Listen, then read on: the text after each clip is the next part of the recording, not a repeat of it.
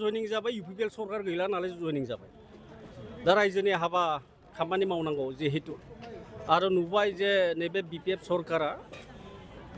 2035 सिम थांगोन गोलाव माने मोनसे परिकल्पना जिहेतु दं आरो बेखिनि समाव जोङो इउपिपिएल दोलोआव जदिय' दङमोन आरो जाखिनि मावनो गोनां खामानि रायजो राजा बिथांमोननि बेखौ खोब थोजासे नङाब्लाबो जथेस्थ'खिनि मावबोबाय आरो जाखिनि खामानिफोर रायजोनि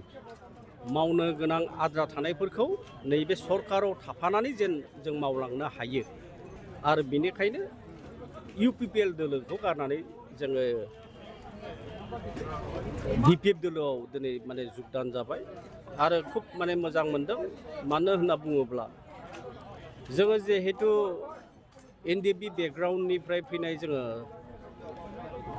साफा जोङो दैदेनगिरि आरो बिनिखायनो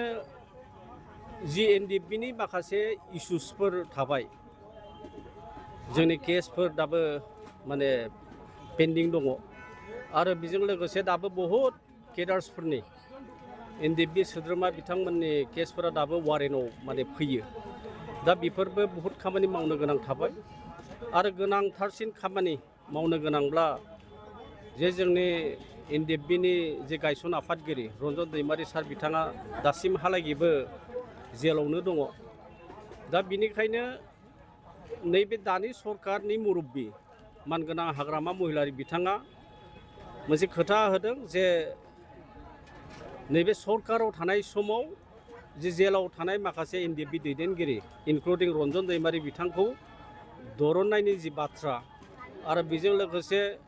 जाखिनि केसफोर बेफोरखौ उइथड्र खालामनायनि जि बाथ्रा आरो बेखौनो नोजोर होनानै बिथाङा खामानि मावलांगोननि जि मोनसे आसा होदों आरो बेखौनो जोंबो फोथायदों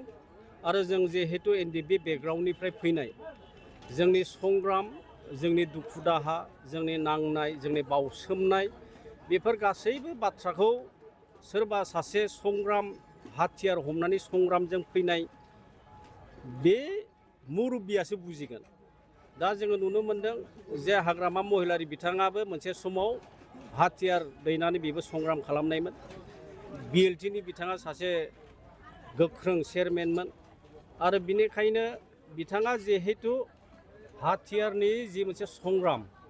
आरो बे संग्रामनि मुल्यखौ बिथाङा मोजांसिन आरो साबसिन बुजियो आरो बिनिखायनो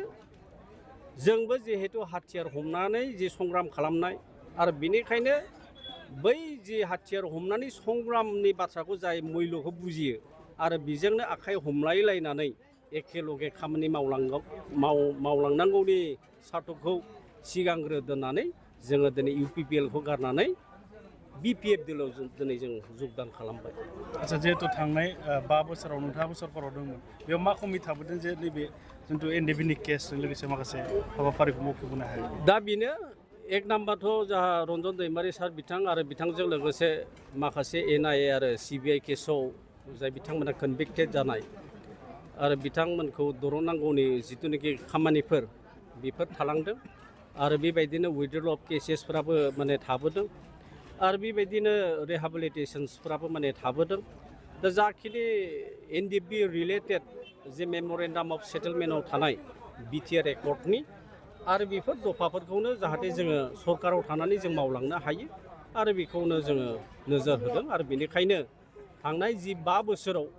खुब नारा नाथा नाजादोंमोनब्लाबो बहुतखिनि मावनो गोनां खामानि एनडिएफबिनि सेंग्राफोरनि आसलते बियो खुब माने थोजासे जायाखिसै आरो बेनिखायनो नैबे सरकाराव थानानै जोङो बेफोर खामानिफोरखौ जेन मावलांनो हायो हाग्रामासिम फोथायनाय दङ फोथायनाय मोनसे लाखिनानै थेंक इउ